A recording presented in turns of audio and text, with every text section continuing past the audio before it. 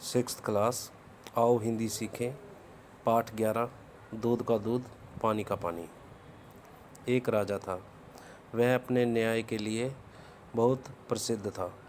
एक दिन पड़ोस के एक राजा ने उसकी परीक्षा लेनी चाहिए। यही सोचकर उसने अपना भेष बदला और घोड़े पर बैठकर शहर को चला। वह सड़क पर जा रहा था। रास्ते में उसे एक ठग मिला, जिसने घुड़सवार राजा से विनती की कि वह उसे घोड़े पर बिठाकर बाजार तक ले चले। राजा ने उसकी विनती मान ली तथा उसे घोड़े पर बिठा लिया। रास्ते में जब राजा पानी पीने के लिए घोड़े से उतरा तो वह ठग घोड़ा लेकर भागने लगा। राजा ने शोर मचा दिया। लोगों ने घोड़े को रोक लिया। ठग ने झगड़ा कर लिया। वह कहता था कि घोड़ा मेरा है, राजा कहता था कि घोड़ा मेरा है। दोनों को न्याय के लिए राज दरबार में ले जाया गया, जहां दो मुद्दे और चल रहे थे जिन्हें राजा सुन रहा था। एक तो लेखक तथा किसान के बीच नौकर के बारे में था। नौकर गूंगा तथा बहरा था। किसान कहता था कि नौकर मेरा है, परंतु लेखक कहता था कि नौकर मेरा है। राजा ने नौकर अपने पास रख लिया और उन्हें अगले दिन आने को कहा। दूसरा झगड़ा था एक तेल वाले और एक कसाई के बीच। तेली कहता था कि पैसे मेरे हैं।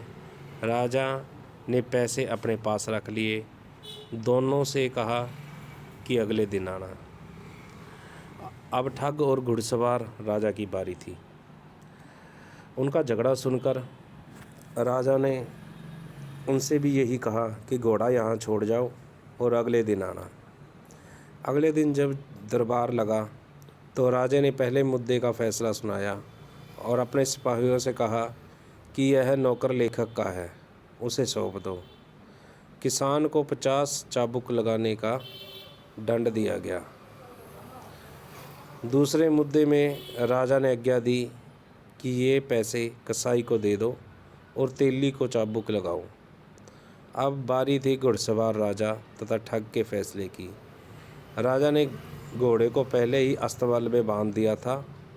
उसने पहले घुड़सवार राजा को बुलाया और उसे अस्तबल में ले जाकर कहा कि अपने घोड़े को पहचानो।